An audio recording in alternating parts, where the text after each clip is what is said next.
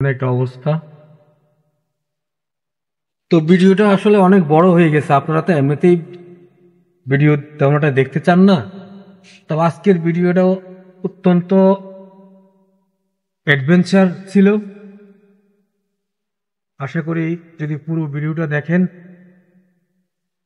তাহলে বুঝতে পারবেন কতটা লোমহর্ষক ছিল এই যাত্রাটুকু। তো যাই হোক, সঙ্গে থাকুন, সাপোর্ট দিয়ে যান, দেখতে থাকুন। আর আপনারা যদি মনে করেন যে ভিডিওটা শেয়ার করে দিলে যারা রাত বিরাতে গাড়ি চালায় তাদের উপকার হবে, তাদের ভালো হবে, তাহলে অবশ্যই ভিডিওটা শেয়ার করে দিবেন। আর আপনারা যারা এই রাস্তায় রাত্রে ভ্রমণ করে থাকেন, আপনাদের অভিজ্ঞতা কমেন্টের মাধ্যমে শেয়ার করবেন আশা করি। ভালো থাকুন সবাই।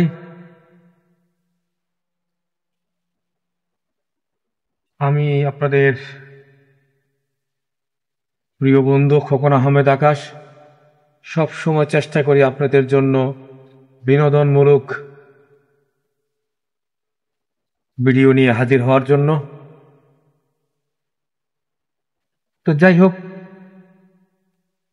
ভিডিও অনেক বড় হয়ে গেছে, এটাকে আমি চেষ্টা করব যে দুই ভাগে বিভক্ত করে আপনাদের কাছে দেওয়ার জন্য, যাতে আপনারা বিষয়টা ভালোভাবে বুঝতে পারেন। রাত্রিবেলা গাড়ি চালানো যে কতটা টাফ সেটা আমরা যারা রাত্রে গাড়ি চালাই বা রাত্রে যারা গাড়িতে চড়ে একমাত্র তারাই জানে।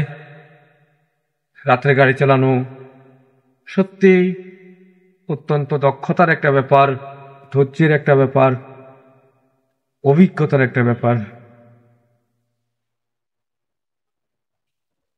তো ভিডিওর শেষ পর্যায়ে চলে আসছি। আপনারা যারা এখনো আমার যেখান থেকে দেখছেন, যারা ফেসবুক থেকে দেখছেন, তারা যদি আমার আইডিটা ফলো দিয়ে না থাকেন অবশ্যই ফলো দিয়ে দিবেন। যারা ইউটিউব থেকে দেখছেন, আকাশ ব্লগ 990 অবশ্যই